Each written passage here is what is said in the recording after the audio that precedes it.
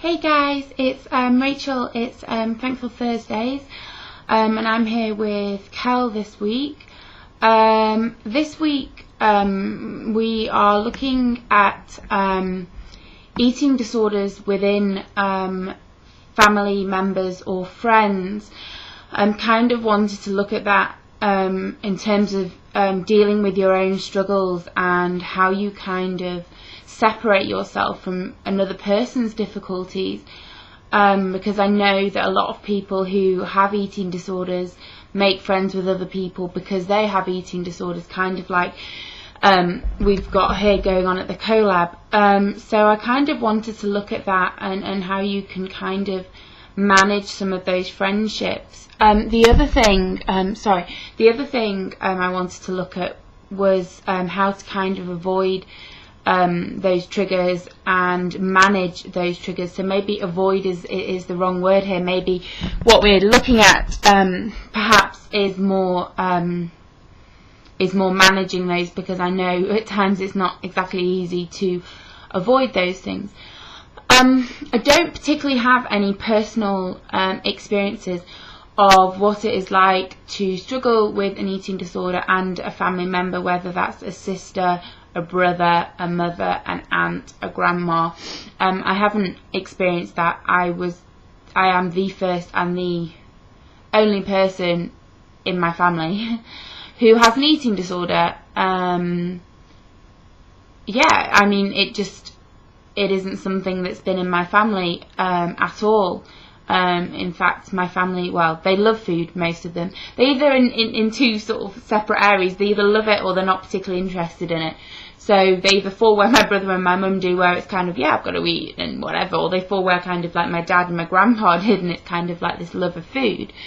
So I don't particularly know, and I'm not going to attempt to really give any personal experiences here or claim to have any experience here.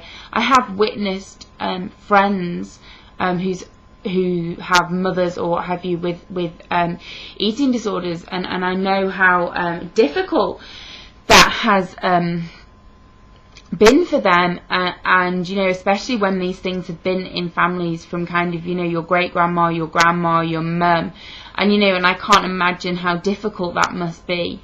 And as I say, I do have a couple of close friends who have had that experience, and I know how horrific that is.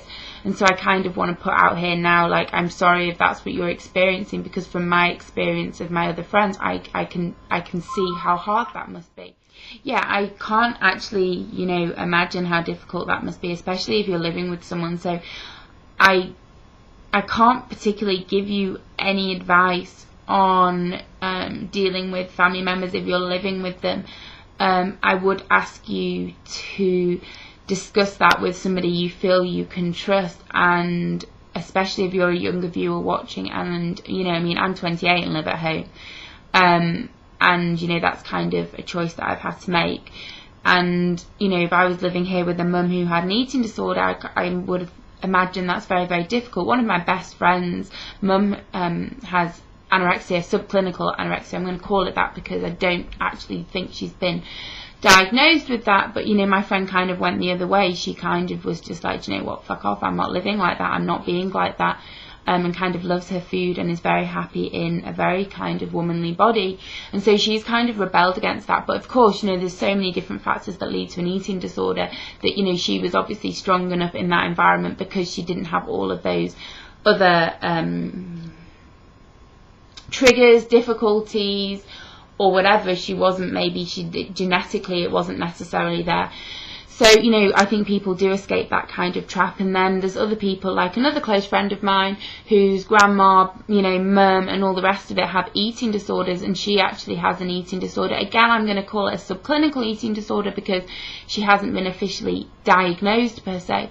You know, and she's had to kind of, you know, really separate herself from her mother, which has been incredibly difficult for her, and is only now, you know, at the age of 25, figuring that out, and figuring that she needs to, forge her own path in her recovery.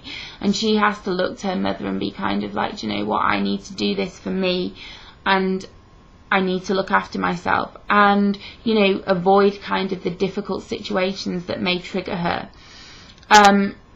As for close friends, one person that I know, it was always very, very difficult when I was poorly, because she had her own struggles and happened to be around the house with my brother, and I found that incredibly triggering. I found that incredibly difficult, and it was quite destructive to me. My way of kind of managing that was to get some space from that person and to kind of be very open at home and kind of say, do you know what, this is a pretty difficult situation for me, and I'd rather not be put in that situation. I need to keep myself safe at the moment. And I kept myself safe for a long time through my recovery, and now actually can have a friendship with this person because I've been able to kind of forge my own recovery and separate myself from her. In terms of friends who have eating disorders, I'm going to say the same thing to you. It's about recognising your limits, and it's about saying, do you know what, that's enough.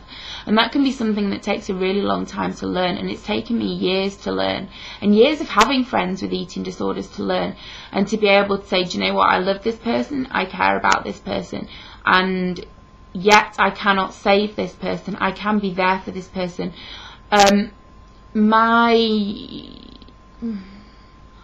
My ability at being there for other people has significantly changed as I've recovered. When I first began to recover, I found it a lot easier to be there for other people, because it was kind of this balance between I was there for them, they were there for me. As I've kind of come up like this and recover, and maybe it's going to sound awful, but left a lot of people behind who still struggle, I've had to move and allow myself to keep moving and say, do you know what, I love those people, I care about those people, but they're still stuck in their struggle, and I will always care about them, but I have to look after myself. And, you know, you're not selfish for doing that. And, you know, I had this conversation with a friend last night. You know, it's self-preservation. It's about saying, you know, this is me, this is you, and I have to separate myself, and I have to set a boundary.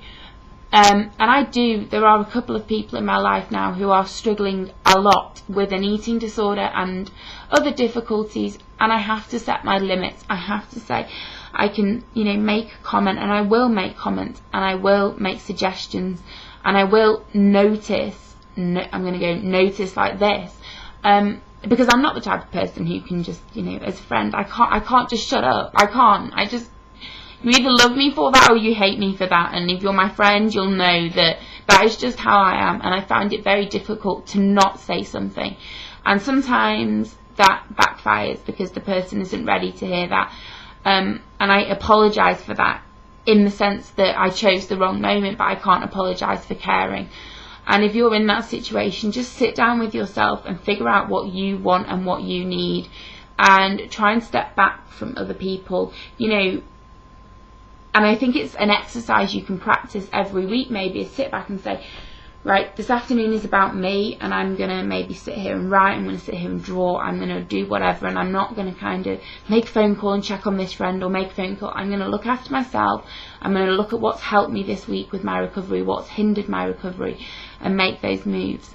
So that's, for me, that's managing triggers. That's kind of looking for ways of dealing with the situations in your life, because, you know, avoiding things doesn't necessarily solve things, and sometimes it does, but most times it kind of doesn't. And I think within recovery, you kind of have to bite the bullet. And I had a conversation with a friend last night, and, you know, she was kind of like, oh, I'm better at avoiding, you know, at dodging bullets than biting them. And I think that in recovery you do have to bite bullets and kind of be like, this is where I'm at, this is who I am, this is what I can manage, this is what I can't manage, and I can't feel bad, or like, you know, a bad person for that, and I'm not going to feel guilty for that.